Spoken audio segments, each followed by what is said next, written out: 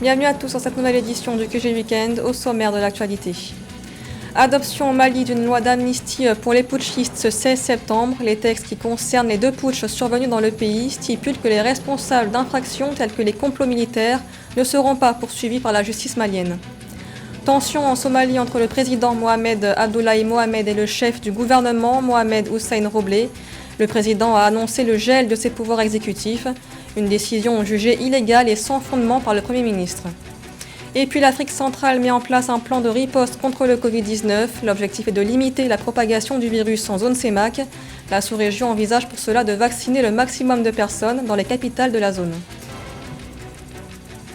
Le Mali adopte une loi d'amnistie pour les putschistes. Les textes concernent les 2 putschs, le coup d'État contre l'ancien président Ibrahim Boubacar Keïta en août 2020 et celui contre le président de la transition, Banda, en mai 2021. La loi adoptée ce 16 septembre par la transition précise que les responsables d'infractions tels que les complots militaires ne peuvent pas être poursuivis par la justice. Viviane Boaken. 2 lois d'amnistie ont été adoptées par les autorités de transition au Mali. La première concerne le coup d'État d'août 2020 contre le président Ibrahim Boubacar Keïta. La seconde loi concerne le coup de force de mai 2021 contre le président de la transition Badao. Cette décision, tant attendue, bloquait jusque-là l'ordre constitutionnel du pays. Aujourd'hui, selon les experts, la mise en place de ces lois d'amnistie ouvre la voie vers l'organisation des élections.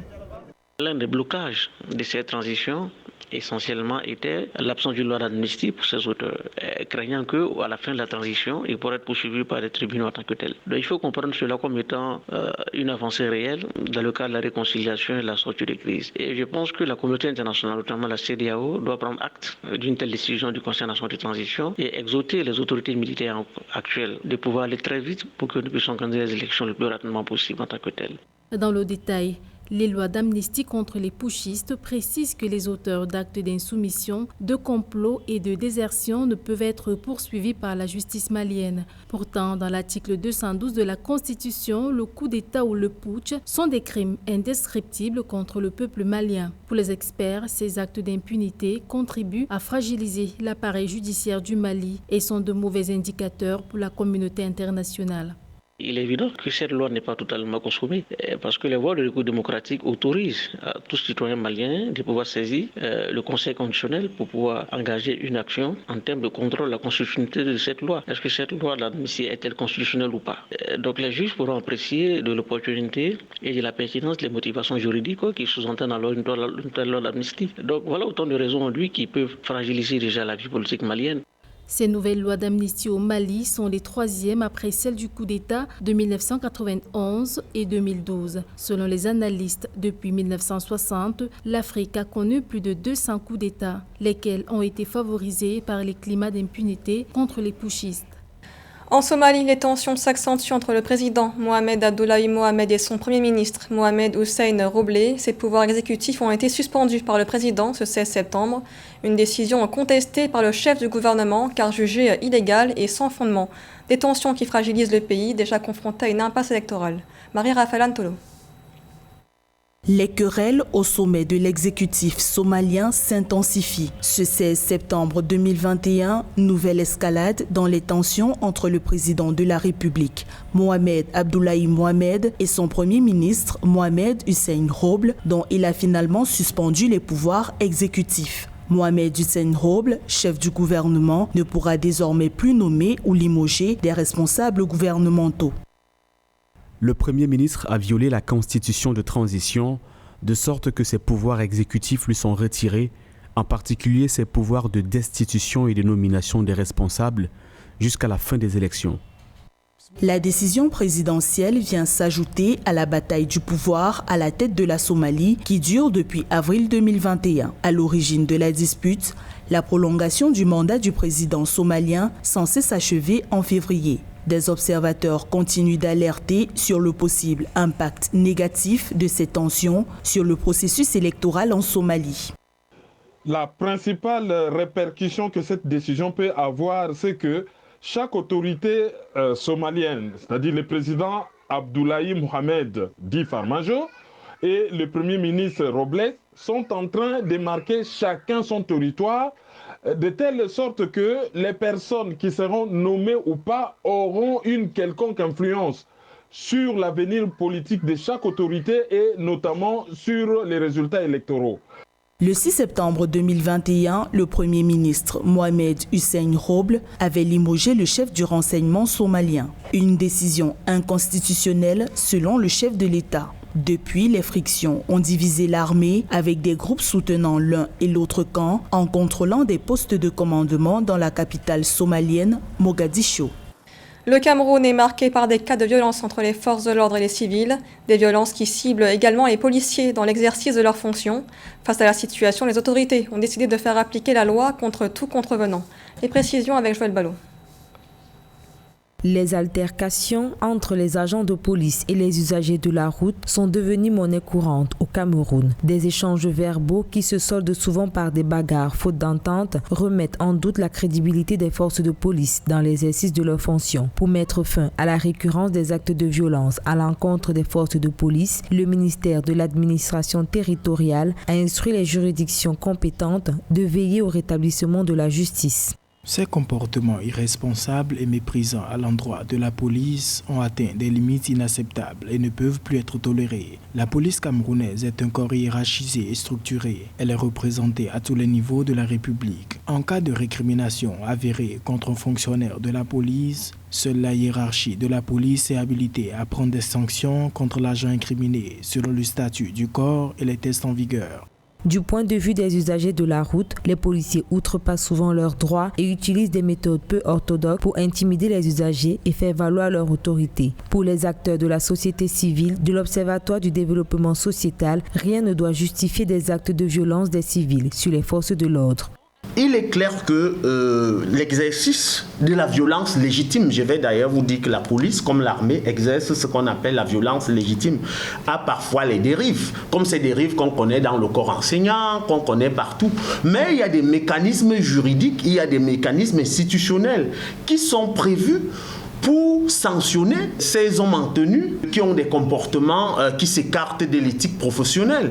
Je crois qu'il y a la police des polices, il y a pour l'armée la sécurité militaire. Pour chaque acte posé par un usager portant atteinte à un agent de police dans l'exercice de ses fonctions, cet acte est un affront à l'État et sera donc sanctionné. Le MINAT a donc fermement instruit à tous les gouverneurs des régions de gérer rigoureusement les cas de personnes qui portent atteinte à l'État de cette façon, tout en précisant que le respect des lois et des forces de sécurité constitue une garantie pour la protection et la sécurité des personnes et des biens.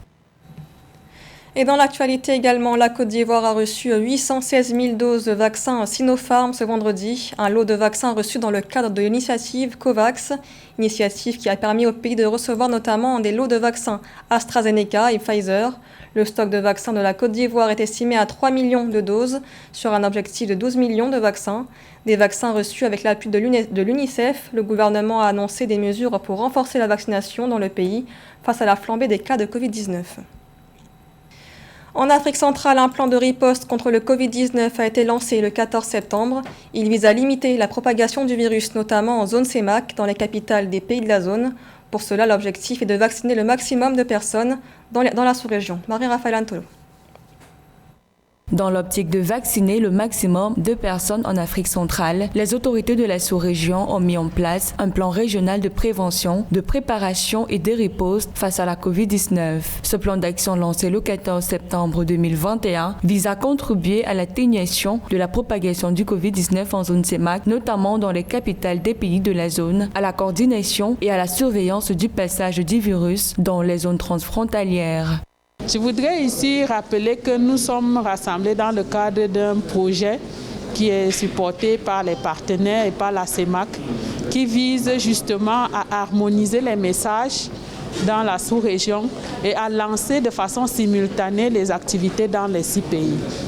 Donc actuellement, il y a des équipes dans chacun des 6 pays de la CEMAC pour mener justement cette activité de lancement de la communication et de la sensibilisation de façon conjointe, de sorte qu'à la fin, on puisse avoir un nombre suffisamment élevé de personnes vaccinées dans les semaines ou les mois. D'après les dispositions mises en place par les autorités sanitaires de la région, il s'agira ici de renforcer la surveillance aux points d'entrée aériens, maritimes et terrestres, renforcer les capacités sous-régionales et nationales essentielles pour la surveillance épidémiologique du virus. Par ailleurs, des campagnes de vaccination et de sensibilisation contre le virus sont annoncées dans les différents pays membres de la zone. Le plan, il est à moyen terme, à court, moyen et long terme.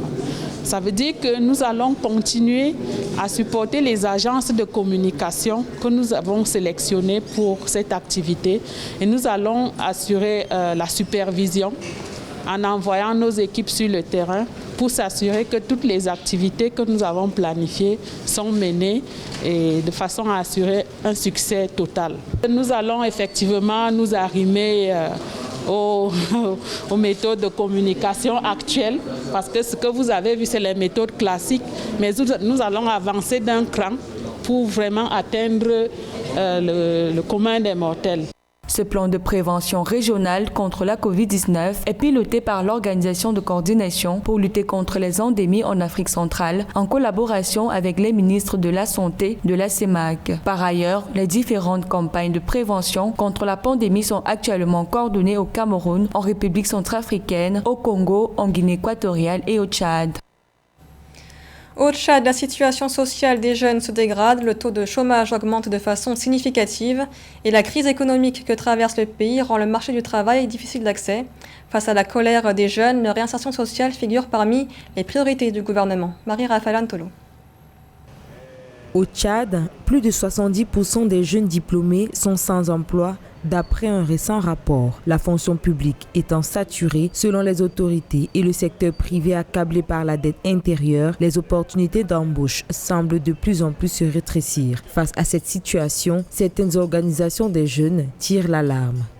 Il y a des choses qui se passent. On nous dit qu'ils ne peuvent pas recruter le personnel civil. Mais pourquoi recruter les militaires ? D'autant que la transition n'a pas habilité à recruter, comme ils le disent, ils doivent ne pas recruter aussi les militaires. Mais comme ils en ont fait, il fallait qu'ils songent à nous. Alors que les jeunes sans emploi manifestent leur colère dans les rues de N'Djamena, le gouvernement de transition a annoncé la suspension des recrutements à la fonction publique à cause de la situation économique précaire. Toutefois, les autorités rassurent que la réinsertion sociale des jeunes demeure une priorité de la transition.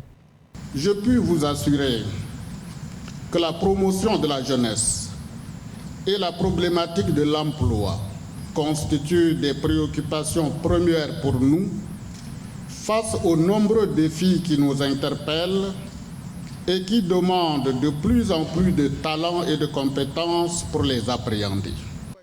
Selon le ministère tchadien de l'économie et de la planification du développement, le chômage des jeunes, très accentué dans le monde rural, provoque l'exode des bras valides vers les grandes villes du pays. D'importants projets ont été annoncés pour atténuer le fléau, mais attendent encore d'être concrétisés. Et dans l'actualité sportive, le Burkinabé Cheikh Ahmed Alassane Sanou, surnommé Iron Bibi, bat le record du monde en soulevant un poids de 229 kg. Un record décroché ce samedi 18 septembre à Glasgow en Écosse. L'athlète est désormais considéré comme l'homme le plus fort du monde, du haut de ses 1,90 m pour 155 kg. Il a soulevé 240 kg en développé couché et 340 kg en soulevé terre et promet de faire un autre record mondial. Il détient par ailleurs plusieurs records du monde et records Guinness. Il bat ainsi un record détenu par le Lituanien Zydrunas Savikas avec 228 kg. Ce journal a été réalisé par l'ensemble de la rédaction. Merci de l'avoir suivi. L'information continue sur Africa 24.